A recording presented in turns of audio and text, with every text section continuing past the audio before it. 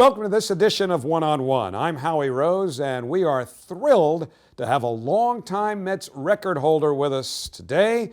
That record has since been broken, but it's a long time since we've seen Todd Hundley, who shared Carlos Beltran's 41 home runs in a season as the Mets record until Pete Alonso came along. But boy, it's great to see you, and I understand this is your first time at Citi Field, is it not? Yes, Howie, it is. It is first time here, and it is. It's beautiful.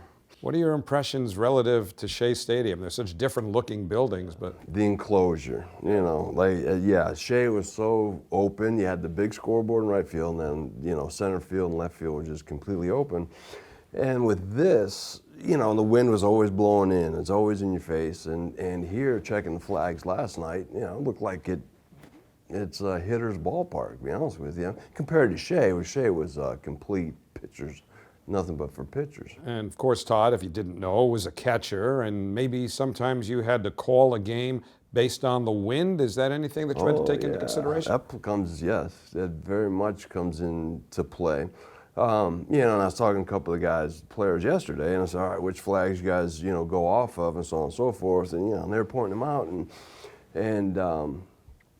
but it's not this, at Shea you could feel it on the field, so you'd look at certain flags and know which is which, but you could at least feel it, and definitely in the last 3 innings of the game, wind comes into play. Well, Todd came into play for the Mets in 1990, and you spanned a pretty good group of Mets managers going from Davey Johnson to Buddy Harrelson to Jeff Torborg, to Dallas Green, and finally to Bobby Valentine.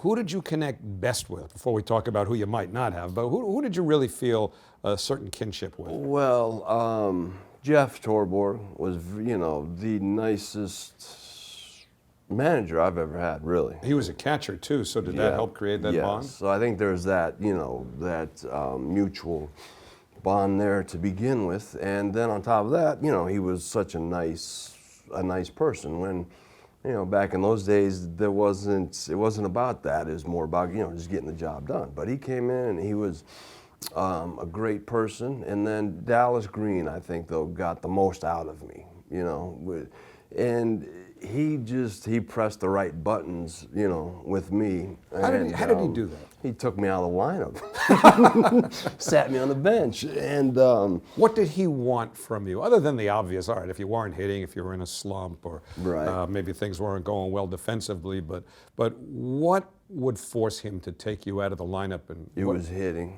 I wasn't, the greatest hitter to begin with, but he says, all right, you're going to sit on, and we were way out of it by this time. This was late in the season, 1st of August-ish, September-ish, and he says, you're sitting down, you're on the bench until you choke up and hit the ball the other way. I said, well, okay, all right, Skip, fine. So I did for a couple of days, on the bench. I'm with Tom McCraw, hitting coach, and I'm just like, I can't do this. I'm sorry. I don't know how to do this. I'm not getting better. If I was getting better, I would stick with it. But I wasn't getting better. So I'm like, Tom McCraw, I'm like, Mac, I can't do this. I'm sorry. So tell Dallas that whatever his next step is, he might as well put it into play because this isn't going to work. And he goes, well, Todd, your next step would be is releasing you. I'm like, oh, okay, well, then let me talk to him first before you go do all this. So I go in, and Dallas and I sit and talk, and he said, all right, here's the deal. You get 2 hits a night, and you stay in the lineup. You don't, you're out of the lineup. And I was like, It's not very scientific. Right? Like, that's all I needed to know. And I went and got a bigger bat. I went to a 35-inch bat, got right on top of the plate, and just pulled everything. And didn't even worry about left field. If it went to left field, it went there on accident. And if it went to center, it went there on accident. I was trying to hit everything to the second baseman, between second baseman and the first base line when I was going good. Because you can't think left field and hit to right field, or think That's when right. you're batting left-handed, obviously. Correct, or hitting right. Vice versa. You can't go in all 3 fields at one time, as a hitter. So you got to sit on one pitch going one way, and then you have to stick to it. It's when you don't stick to that plan is when you miss. Now, I remember on your way through the Mets farm system, the things we'd hear without having seen you play was that he's going to be a real good defensive catcher. We don't know if he's going to hit. And I don't think anybody would have projected 41 home runs when you were a 19, 20, 21-year-old. But what happened along the way to make you, as Dallas wanted you to be, a better hitter before the home run started? It was just, and it came down to hitting, just making contact, good contact, round object with a round object squarely. And it doesn't happen. It's very hard to do. Eddie Murray, was with us and was with me the first 2 years. And I try and go talk to him about hitting. And he's so natural at it, he just couldn't. He's like, I'm like, all right, Ed, what about this? Da, da, da. He's like, Todd, if you're sitting on a fastball and he throws a fastball as for a strike anywhere in the strike zone and you don't hit it, you might as well go get another job now because that's what this is. He goes, you can take all your boxes and this, that, the other and throw them out the window. He goes, because you got to hit the ball and you got to put in plane drive runs in. And sure enough, though, I'd go and watch Eddie hit, take batting practice, and one day he's hitting them and he's fouling them off dead to the left. He's batting left-handed, hitting them straight left, not out of the cage. They're hitting the side of the cage and coming back down. He hits 10 in a row like that. I'm thinking, okay, well, it's Eddie just goofing around. Goes in the next round, hits another 10. It's exactly same spot. Comes on, I go, Ed, what's going on, man? What's happening? He goes, what do you mean? I go, why haven't you put one out of the cage yet? He goes, see the string over there? I go, yeah. He goes, that's what I'm trying to hit. Oh, man. Oh, my dude. Okay. You're just on a different, Yeah. He is in the Hall of Fame, level. kids. And yes, Yeah. he is. And that's Eddie Murray. I mean, he was just he was a machine. And then he would get to where, with the L screen for pitchers, the batting practice pitchers, there's 3 squares on there, 3 boxes, and then he'd start showing me the games into that, and then it just turned into good hitting, really. And so you were kind of concentrating, if that's the right word, on a different level than you ever had before? Yeah, Would that be a way to put it? Tough, yeah. It was, Was that the turning point, though, for you? Yeah. And getting my, because then you so many things come into play. The pressure of the big leagues, the pressure of the other guy on the other mound, who's one of the best pitchers in the world, is trying to get you out. You got the other best guy, so you get through all that stuff, and it still comes down to hitting the baseball, and I was just trying to put too much into it and yada, yada, yada, and when I just did that, easier said than done. Home runs are long line drives or long fly balls, that's all they are. They're just longer than the fence, and and that's all Eddie was, and Eddie would say, he'd hit a home run, he'd be like, man, I worked too hard for that one. Really? Like, what? And so he was just, just on a different plane. It's interesting. If you didn't know this, you were a launch angle before launch angle was even invented, or at least verbalized. I mean, you'd hit 50 home runs playing today with everybody going up there now, wouldn't you? Wait, what? No. Well, I don't mean at this very moment, but if you, go back 20 years. There was a guy, especially with the launch angle stuff. His name was Phil Plantier. Remember Phil? Sure. With the Red Sox and then San Diego. And I played against him through the minor leagues, all through the minor leagues. And he left-handed hitter and swung straight up in the air. It was like we were taught to swing down. He's taught to swing up. And it was weird. Everyone's going, what are you doing? And you get to know him, like, Phil, what's going on? Well, I uppercut, I hit, and he was already kind of onto it. A little extreme, though. And he went on to hit, some home runs. But now to hear that, Bryant of the Chicago Cubs. Chris Bryant. Yeah, Chris Bryant talks about the uppercut and the launch angle, and, and it's just the opposite of how we weren't taught to uppercut. So how did you get up there? I don't know. It's a good question. I mean, when you look at tape of yourself now, Yeah.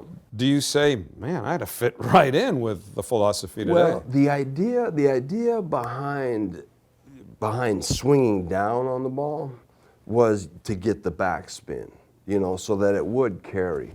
I've been there many times catching and Mike Piazza hitting, and he'd hit a ball, and I would, and I could watch it just go and rise because he's hitting down, and getting the backspin. So whenever I would kind of uppercut, I would get the top spin. But again, I do believe that numbers do paint a picture. I do know that. We just didn't have all of the numbers to, use as an excuse to do it. Well, you painted a very pretty picture with your 40 home runs in 1996. And we talk about it having stood as the Mets record and eventually the co-record holder with Carlos Beltran until Pete Alonso came along. But I think what a lot of people forget, because they focus on the 41 as a Met, but you broke, I think it was number 40, broke Roy Campanella's record for home runs by a catcher. What did that mean to you as the son of a big league catcher as you approached that mark? Well, first of all, and I remember we were in, I think it was Cincinnati, Pittsburgh, and I hit one, and Jay Horowitz came to me and said, hey, now you realize you've got, it's only like 7 or more you need for this record. I mean, we only had like a month left in the season. And then it was Roy Campanella's name, though. And I'm like, wait a minute, what? And then I started going and investigating. Wow, I never would imagine be mentioned in the same breath as Roy Campanella, ever. Obviously, and yours was too, because this is the year that Pete Alonso came along. And so as he approached your and Carlos Beltran's single-season Mets record of 41, had you been attuned to his march towards 41? Were you paying any attention to it until he got close? I didn't, yeah, I didn't. I saw him in the All-Star game, win the home run hitting contest, and that was it, It was really all I watched. And then Jay Horowitz got a hold of me, told me about what's going on, and this kid can hit. I mean, he's a big boy and can hit. When you could probably tell that things were going to change after they traded for Mike Piazza, you had been out, you'd hurt your elbow, you had surgery, as I recall, and it was going to be a while before you could play again. Did you feel betrayed at all? Because Steve Phillips had, at one point, he was the general manager at the time, gone on the record when Piazza had become available because the Dodgers moved him to Miami, and everybody knew he was going someplace else after that. And Steve kind of put forth initially the thought that we're okay with catching, Todd's going to get better, and that'll be the end of that. And then they went out and they made the deal anyway. So what were your thoughts after that? No, it's, baseball it made us a better team, period. And, I'd always wanted to be on a good team, especially here in New York. So first of all, it made us a way better team, and it's business. Baseball is business, and I understood that part of it. And that big of a name, how could you not go get him? And so there was no. It's ironic how it all plays out, in the end. But no, Mike and I were friends before that, friends during it, and we're friends afterwards. And you played left field a little bit, which was Is that what you call it? Well, I was going to leave that up to you, but it was a brand new position for you, and it's not easy to be a catcher all your life and then grab an outfielder's glove and do it at the major league level. You didn't play that many games out there, but I remember seeing you with a smile on your face whenever you caught a fly ball. So you were having fun with the concept, but in the moment, was it fun? No, no, scared to death. Well, they make it look so easy. Sitting there and I've watched outfielders catch a million fly balls. Game time, So I'm thinking, it looks easy. Why are you gonna try? I'm not doing anything. I got 6 more months to not do anything. And sure enough, they let me do it. And went down minor leagues and went through that whole spiel, and they're telling me, all right, the hardest ball is the one hit straight at you. And I'm like, whatever, yeah, okay. It's a flipping, 150 feet away. I got it. And sure enough, though, Mike Lieberthal, first ball that was hit to me, screaming line drive, dead, doesn't get higher than my head. And I just froze. I didn't know what to do. So I start running in, and sure enough, I put the brakes on, go backwards, go pick it up, throw it in, yada, yada. And then a couple days later, Bobby goes, hey. Bobby Valentine. Yeah, and this is a great idea. One of the best ideas I've heard at the time. He goes, hey, why don't you play back and come in so you don't have to worry about this? I'm like, yeah, great idea. So I did that. And it worked, but it still wasn't, and I couldn't hit water if I fell off a boat out there either. So I told him, I said, Bobby, you got to take me out. I'm not helping the team. This isn't best for the team. So, and he agreed. He's like, yeah, I agree. Well, and just, took me. That was it. Did he make you a better player in some ways, Bobby? I know you talk about what Dallas Green did. What was Bobby's impact on you? Bobby did. I mean, Bobby, was always talking to you, constant. And so you felt relaxed around Bobby because he wasn't not like real intimidating as big Dallas Green. Coming in looking and won't talk to anyone. Bobby is a talker. So we'd sit around and talk a lot. Bobby was more of the hit and run, putting hit and runs on, getting the runners moving, and pitching, and that was that's what Bobby was. Bobby, as everyone that knows Bobby Valentine, he has his hands in everything. He's got a lot going on, and so we would just, I talked to him a lot about Japan also. Yeah. His experiences over there, and because I was thinking about going over there, and so we talked about a lot of different stuff. Well, you left your mark on this franchise. I know you had a chunk of that Mets single-season home run record for a long time, and it's just great to see you back here in New York and embracing being a Met again, Todd. Great to see you. I appreciate it. Thank you. Todd Hundley, our guest on this edition of One on One. I'm Howie Rose. We'll see you next time.